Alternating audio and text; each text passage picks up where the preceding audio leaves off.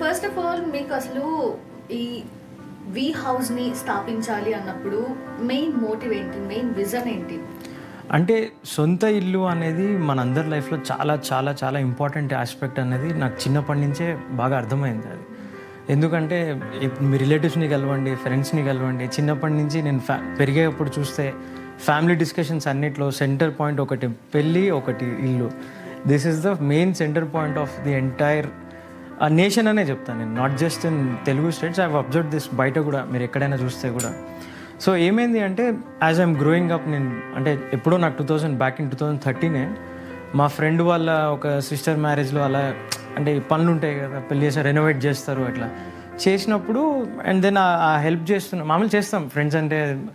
And అది చేసేటప్పుడు మేము రియలైజ్ అయింది ఏంటి అంటే, అరే ఇలాంటి ఒక ప్లాట్ఫామ్ లేదు. ఎందుకంటే మేము చాలా కష్టపడ్డాం చిన్న చిన్న పనులు చేయించుకోవడానికి, ఒక చిన్న ఏదో పైపైన రెనోవేషన్ చేయించుకోవడానికి మేము పడ్డ కష్టం చాలా ఎక్కువ. సో అప్పుడు మేము రియలైజ్ అయ్యామన్నమాట, ఒక చిన్న రెనోవేషన్కి ఇంత పడితే ఒక సొంతంగా ఇల్లు కట్టుకోవాలనుకుంటే, చిన్నప్పటి నుంచి వినే టాపికే ఇది. అండ్ సొంతంగా ఇల్లు కట్టుకోవాలంటే అసలు నార్మల్గా ఒక ప్రొఫెషనల్, అంటే మా ఫాదర్ ఒక అడ్వకేట్, ఆయన దగ్గరికి వెళ్ళి ఫస్ట్ నేను అడిగిన క్వశ్చన్, మీరు ఇల్లు కట్టాలి అంటే మీరు ఏం చేస్తారు అని. సో ఈ క్వశ్చన్ ఒక 10 మందిని అడిగితే నేను రియలైజ్ అయింది ఏంటంటే, ఎవరి దగ్గర ఆన్సర్ లేదు, స్ట్రైట్ కట్ ఆన్సర్.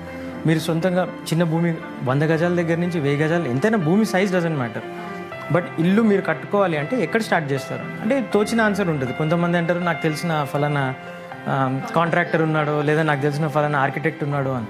కానీ ఇల్లు నిర్మాణం అనేది ఒక వ్యక్తితోనో ఒక ప్రొఫెషనల్తోనో అయ్యేది కాదు. మీరు అబ్జర్వ్ చేస్తారు ఎంతమంది ఇన్వాల్వ్ అవుతాయి.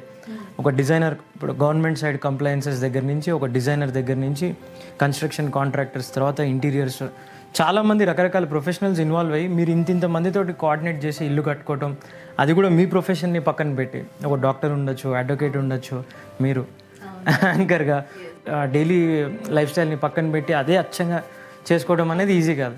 అలా అని మీరు ఎవరికైనా ఇచ్చేస్తే అది మీరు క్వాలిటీ, ప్రైస్, టైం లైన్ ఇలాంటి చాలా అంశాలు కరెక్ట్గా జరుగుతున్నాయా లేవా అనే ప్రెషర్ కూడా చాలా ఎక్కువ. సో అప్పుడు నాకు అనిపించింది ఏంటంటే, లేదు ఒక ప్లాట్ఫామ్ అనేది ఒకటి క్రియేట్ చేయాలి, అన్నీ ఒకటే దగ్గర సర్వీసెస్ ప్రొవైడ్ చేయగలిగే ఒక ప్లాట్ఫామ్ మనం క్రియేట్ చేస్తే ఫస్ట్ థింగ్ ఏంటంటే మీరు మాకు ఇచ్చి మీరు రిలాక్స్ అయిపోవాలి.